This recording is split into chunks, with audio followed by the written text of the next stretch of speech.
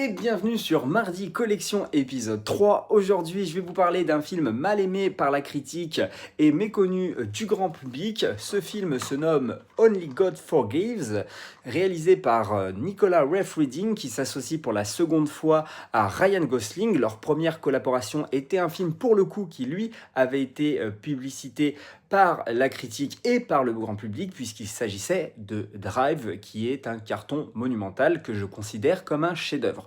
Contrairement à ce dernier qui avait eu des retours très négatifs notamment lors du Festival de Cannes et qui moi aussi m'avait laissé dans un premier temps vraiment indifférent lorsque j'avais vu le film au cinéma. D'ailleurs des gens se barraient carrément de la salle.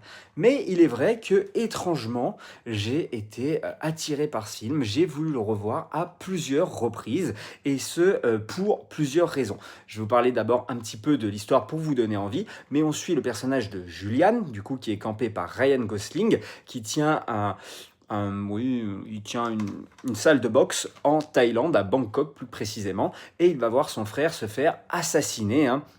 Lui qui a fui la justice américaine, et donc il va voir sa mère débarquer, qui est jouée par Kristen Scott Thomas, qui va demander justice à son frère, et donc va demander à Julian de faire vengeance, sauf que Julian va se retrouver tout le long du film dans l'incapacité de réussir à venger son frère. C'est un vrai travail sur la lenteur, chose qu'il avait déjà mis en place dans Drive, Nicolas Refn, et qui va le faire de plus en plus dans sa carrière, mais il l'avait fait déjà avant avec Valhalla Rising, qui était avec Mads Mikkelsen.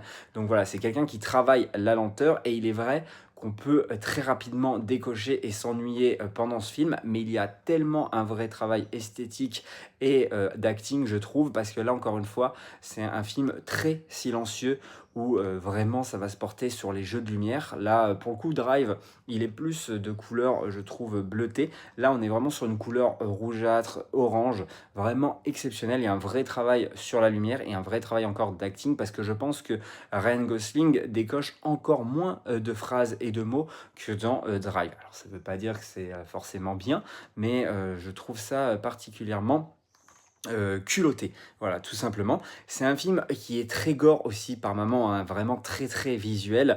Il y a des scènes assez trash, hein, donc encore une fois, âme sensible, s'abstenir.